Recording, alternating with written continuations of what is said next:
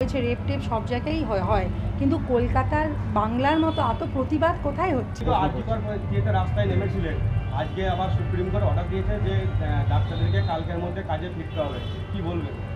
হ্যাঁ, কারণ এত লোক মানে অসুস্থ হয়ে যাচ্ছে, অনেকের প্রাণ হারাচ্ছে, লোকের অসুস্থতা তো আর কমছে না। তো এটা তো আমাদের কর্তব্য মানে করা, যেমন লোকেদের কর্তব্য মানে দেখুন আই গেস এই যেটা হয়েছে রেপ টেপ সব জায়গায়ই হয় কিন্তু কলকাতার বাংলার মতো এত প্রতিবাদ কোথায় হচ্ছে? মানে এটা তো বাংলার আমাদের গর্ব যে বাংলায় এরকম একটা প্রতিবাদ সব মানুষেরা করছে, এটা একটা বিশাল ব্যাপার। তো এটা আমার মনে হয় এটা মানে যেইদিকে ব্যাপারটা খুব দুঃখিত, সেই রকম সব শ্রেণীর মানুষ এসে প্রতিবাদ করছে। তাদের আজকেও আমরা তাসের দেশ করছি, ওটাও একটা রবীন্দ্রনাথের প্রতিবাদের সুর। তো এই আর কি, তো এর জন্য আশা করছি তাড়াতাড়ি জাস্টিস পেয়ে যাবে।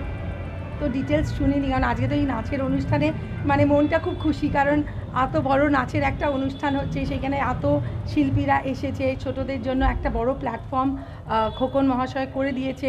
তো সেটা একটা বিশাল ব্যাপার। তো এই জন্য মনটা এখন বেশ আনন্দিত, মানে এতদিন পরে একটা মানে এতদিন খুব দুঃখিত ছিল, কিন্তু এখন এই ভরা স্টেডিয়াম, ভরা অডিটোরিয়াম দেখে, এত শিল্পীদের দেখে, আর 7 দিন ধরে ওরা নাচ গান করবে, সেটা দেখে মনটা খুব আনন্দিত।